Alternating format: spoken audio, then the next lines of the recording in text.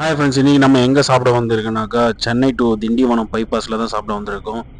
கீதம் veg restaurant ஆப்போசிட்டில் ஊரப்பாக்கத்தில் வந்து ஒரு சின்ன தள்ளுவண்டி கடையில் நம்ம சாப்பிட வந்திருக்கோம். இன்றைக்கி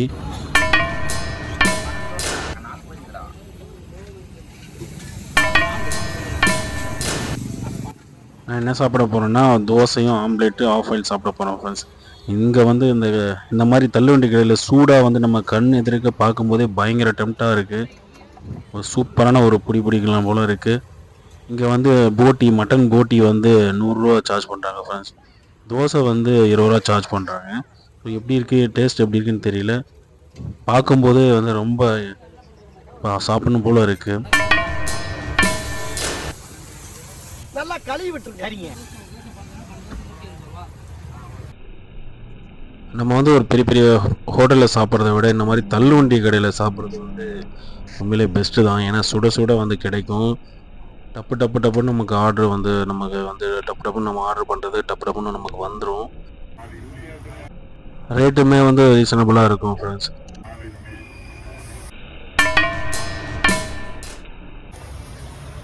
தோசை ஊற்றுற அழகு தனி தான் ஃப்ரெண்ட்ஸ். இன்னும் நிறைய மாவு எடுத்து பெரிய ரவுண்டாவும் இல்லாம சின்ன ரவுண்டாவும் இல்லாம பொதுவா ஒரு ரவுண்ட ஊத்தி ஒரு நீளமான கேரட் எடுத்து அதையும் பொடி பொடியா நறுக்கி சரிங்க அப்படியே மேலாப்ல பரபரப்பா தூவி விட்டு சரிங்க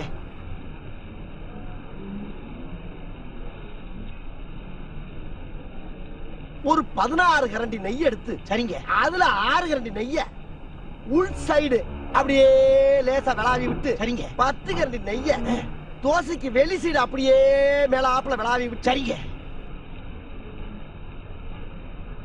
இட்லி பொடி இருக்கு பாத்தீங்களா அத அப்படியே அள்ளி மலை சாரல் மாதிரி அதை மேலாப்ல பரபரன்னு அப்படியே பேய விட்டு சரிங்க பொத்துனாப்ல அப்படி ஒரு பரட்டு இப்படி ஒரு பரட்டு அப்படி பரட்டி விட்டு அப்படியே ரெட்டி கலர்ல முருக விட்டு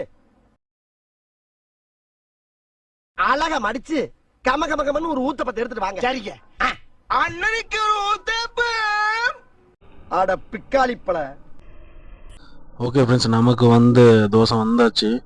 ஆனால் ஒரு விஷயம் நல்லா கிளியராக தெரியுது. என்னென்னா தக்காளி சட்னி பார்க்கும்போதே இது வந்து கொஞ்சம் ஒஸ்ட்டாக தான் இருக்குன்னு தெரியுது.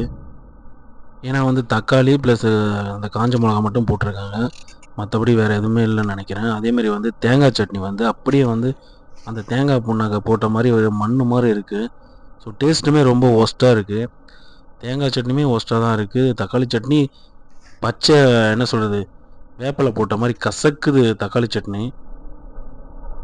ஒரு ஹோட்டல் ஆரம்பிக்கிறேன்னா வந்து மக்கள் வந்து சாப்பிட்ற மாதிரி வந்து நம்ம செய்யணும். பிஸ்னஸுக்காக பண்ணிங்கன்னா வரவங்க மறுபடியும் வரமாட்டாங்க. வந்து நல்லா டேஸ்ட்டாக ஓரளவுக்கு கொஞ்சம் ஹெல்த்தியாக பண்ணால் தான் வந்து அது பெஸ்ட்டாக இருக்கும்.